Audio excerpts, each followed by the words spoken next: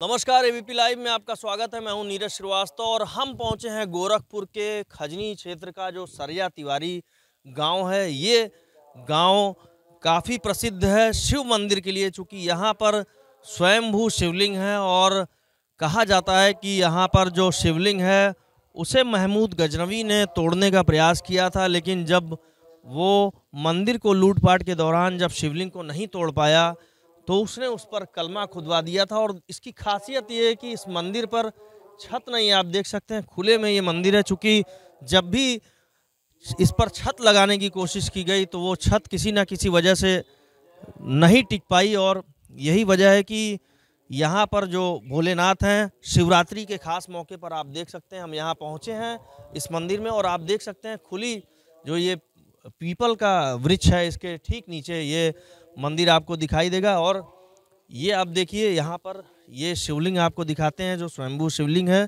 और यहाँ पर लोग पूजा पाठ करने के लिए भी आते हैं। और यहाँ आप देखिए ये शिवलिंग पर हम आपको दिखा देते हैं, ये देखिए कलमा ला इलाहा इल्लल्लाह मोहम्मद रसूलुल्लाह लिखवा दिया था महमूद गजनवी ने। चूँकि इस शिवलिंग को वो तोड़ नहीं पाए थे, जो आस्था है उसको चोट नहीं पहुंचा पाए थे, और यहाँ पर लोग पूजा पाठ करने के लिए आते हैं। दूर दूर से देश और विदेशों से भी शिवरात्रि और सावन के महीने में यहाँ पर लोगों की भीड़ होती है। और यहाँ पर धरणीधर राम त्रिपाठी जी जो यहाँ पर प्रधान प्रतिनिधि हैं, वो भी देखिए यहाँ पर सुबह सुबह पहुँचे हैं पूजा करने के लिए। और सुबह का पहर है तो हम बातचीत भी कर लेंगे। पूजा जो है संपन्न होते ही देखिए आप यहाँ पर रोज का जो दिनचर्या है वो दिनचर्या पूरा करते हैं।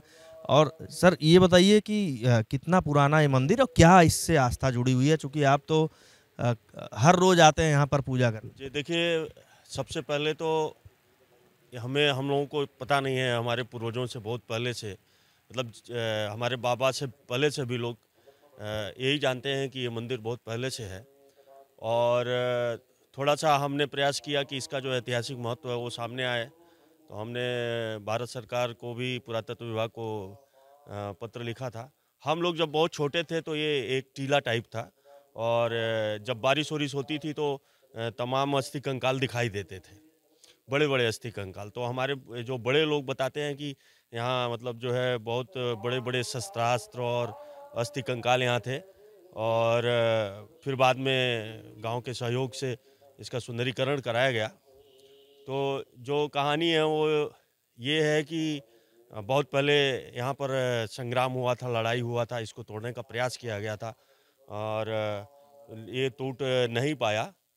और जो अब हमने थोड़ा सा उत्तर प्रदेश सरकार ने एक बुकलेट छपवाई है 1857 के पहले के मंदिर, उसमें इस मंदिर का जिक्र है। और उसमें ये कहा गया है कि ये संभवतः 11वीं शताब्दी में 1126 ईस्वी के आसपास गढ़वाल राजा वो गढ़वाल राजा थे, उनके द्वारा इसका वो कराया गया था, जीर्णोद्धार करा। तो एक कहानी जो ऐतिहासिक तथ्य आता है, गढ़वाल राजवंश और महमूद गजनवी के बीच में लड़ाई हुई थी।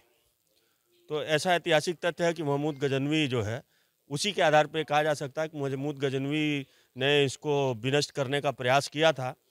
और जब वो नहीं कर पाए, यहाँ लड़ाई हुआ था, नहीं कर पाए, तो उन्होंने ये मान लिया कि ये ईश्वर हैं। और इसलिए जो अरबी में लिखा हुआ है, तमाम मुस्लिम लोग धर्मगुरु भी यहाँ पर आए थे, तो उनका भी ये कहना है कि ये अरबी में लिखा हुआ है। अब हम लोग तो जानते नहीं हैं, उन्हीं लोगों ने बताया कि अरबी में है और इस पर यही लिखा है ला इलाहा वो क्या मोहम्मदुर रसूलुल्लाह। और धार्मिक आस्था की बात जो कर रहे हैं, तो हमारे इस पूरे क्षेत्र के लिए इनका यहाँ पर रहना हम लोगों के लिए हम लोगों का सौभाग्य है। और आप देखिए अभी ओलावृष्टि हुई है। अच्छा, अभी हम देख रहे थे खजनी से जब हम आगे बढ़े तो देख रहे थे कि एक परिवार वहाँ पे खड़ा था गांव में आने के लिए, कहीं बाहर से आ रहे थे। तो अभी जैसे हम लोग पहुँचे तो वो देखा सरिया तिवारी गांव में ही आ रहे थे। तो शिवरात्रि का मौका है, तो ऐसे सावन में भी भीड़ होती होगी शिवरात्रि पर भी? बिल्कुल, शिवरात्रि में अभी कल से ही जो है यहाँ पे लोगों का आना जाना शुरू हो जाता है, बहुत दूर दूर से आते हैं। और शिवरात्रि में बहुत भीड़ होती है। सावन में तो पूरा सावन भर यहाँ पे अभिषेक और बहुत सारी चीज़ें होती रहती हैं। और धार्मिक मान्यता की बात मैं आपको बता रहा हूँ कि आप देखिए अभी पूरे जगह पे ओलावृष्टि और से नुकसान हुआ है फसलों का, लेकिन इनकी कृपा से कभी भी कोई आंधी तूफान, झंझावात, ओलावृष्टि, बीमारी कभी हम लोग बहुत सुरक्षित रखते हैं। यहाँ के किसानों का भी देखिए ये कोई नुकसान नहीं हुआ इस ओलावृष्टि में भी। कोरोना काल की मैं बात बताता हूँ, जब अगल बगल के गाँव में लोग बहुत सारी संख्या में लोगों को नुकसान हो रहा था, मर रहे थे। हमारे गांव में कोरोना काल में इस पूरे एरिया में कोई कैजुअल्टी नहीं हुई। एक दो लोगों को कोरोना डिटेक्ट भी हुआ तो उनको होम क्वारंटाइन में ही ठीक हो गए। तो इनकी बड़ी कृपा है और हम सभी लोग बहुत सौभाग्यशाली हैं। अच्छा, देश विदेश से भी लोग आते होंगे, विदेशों से भी सुनते हैं कि काफ़ी लोग आते हैं। बहुत सारे लोग आते हैं, बहुत सारे लोग आते हैं और अब तो ये ऐसे लोकेशन पर है कि आते हैं, देख के जाते हैं। बहुत सारे लोग कलकत्ता से और कहाँ से, ये बगल में पोखरा है, लोग उसमें आते हैं, स्नान करते हैं, वहाँ से आकर के यहाँ जलाभिषेक करते हैं, फिर जाते हैं। हमने तो बहुत सारे लोगों का यहाँ पर प्रबंध भी करा है। कुछ लोग कलकत्ता से आए थे, कुछ लोग वहाँ मद्रास से आए थे। अभी कुछ और इसमें उद्धार की ज़रूरत है लोगों के ठहरने की, चूँकि दूर-दूर से लोग आते हैं तो यहाँ रुकना भी चाहते हैं। अभी हमारे प्रयास से माननीय मुख्यमंत्री जी ने जो है 1,36,33,000 का पर्यटन निगम ने अभी टेंडर निकाला था, जो मुझे लगता है कि 10-15 दिन में काम शुरू हो जाएगा। जो बुनियादी सुविधाएं हैं, मूलभूत स्ट्रक्चर है यात्रियों के रहने और उसके लिए, चूँकि मंदिर स्वयंभू हैं और झारखंडी हैं, तो ऊपर मंदिर का निर्माण नहीं हो सकता है। अगल बगल की दृष्टि से लोगों के ठहराव के लिए और उनके एकोमोडेशन के लिए, बहुत सारी चीज़ों के लिए सरकार ने ऐसा प्रयास किया है। देखिए, बता रहे थे कि झारखंडी मंदिर है इसलिए छत नहीं आ सकती, ये बात हम पहले ही बता रहे थे। सर ये बताइए क्या नाम है और कितना ये प्रसिद्ध ये पुराना मंदिर?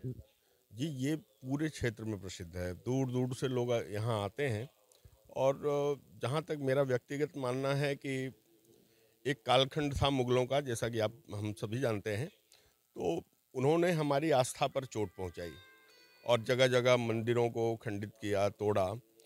जैसे कि सामान्य रूप में देखा जाए तो हम ये मानते हैं कि सर्वशक्तिमान ईश्वर होता है, वो हमारी रक्षा करेगा, हमारा बचाव करेगा। तो मुगलों का मुझे लगता है कि उनका कॉन्सेप्ट ये था कि इनकी आस्था पर ही चोट पहुंचाया जाए कि अगर तुम्हारा ईश्वर सर्वशक्तिमान है तो तुम्हारी रक्षा करे, हम देखो उसको खंडित कर रहे हैं। तो कुछ इसी तरह से इस जो शिवलिंग है इस पर बिस्मिल्लाहिर्रहमानिर्रहीम लिखा हुआ है और जैसा कि हमारे भाजपा के मंडल अध्यक्ष और ग्राम प्रधान प्रतिनिधि हैं धरणीधर राम त्रिपाठी एडवोकेट जी, आपको विस्तारपूर्वक इसकी जानकारी दे चुके हैं। और कुल मिलाकर यही कहना चाहूँगा कि ये इतना प्राचीन और ऐतिहासिक मंदिर है कि जो भी इसको जानता है, इसके बारे में जानकारी प्राप्त करता है, वो एक बार यहाँ दर्शन के लिए ज़रूर आता है। दर्शन के लिए ज़रूर आते हैं। अभी आप पूजा पाठ कर भी रहे थे, बताइए कितनी आस्था है, क्या आप जो मांगते हैं पूरा होता है? आप कब कितने साल से यहाँ पे पूजा कर रहे हैं? यहीं पे पैदा हुए थे, यहीं हमारा गांव है। हम तो हमेशा आते रहते हैं, हम बाहर रहते हैं।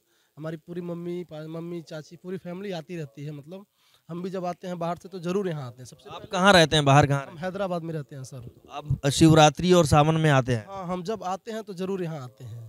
तो देखिए, शिवरात्रि का खास मौका है और ऐसे मौके पे जो गांव के लोग दूर दराज कहीं भी रहते हैं वो ज़रूर यहाँ पर आते हैं मंदिर में। और ये देखिए एक बार और आपको दिखा देते हैं जो यहाँ पर कलमा ये खुदा हुआ है। अभी बता रहे थे धरणीधर राम त्रिपाठी जी की, ये अरबी में लिखा हुआ है और इसको जो मौलाना लोग हैं वो आके चेक भी कर चुके हैं। चूँकि बहुत कम लोग अरबी जानने वाले, उर्दू जानने वाले कुछ लोग हैं, लेकिन अरबी जानने वाले कुछ खास लोग हैं। तो कुछ इस तरह की जो मान्यता है ये इस मंदिर से जुड़ी हुई है। चूँकि इसको चोट पहुंचाने की कोशिश भी की गई, लेकिन जो हिंदुओं की आस्था है वो कम नहीं हुई और आज भी लोग यहाँ दर्शन पूजन के लिए दूर दराज से ज़रूर आते हैं। Neeraj Srivastava, ABP live, Gorakhpur.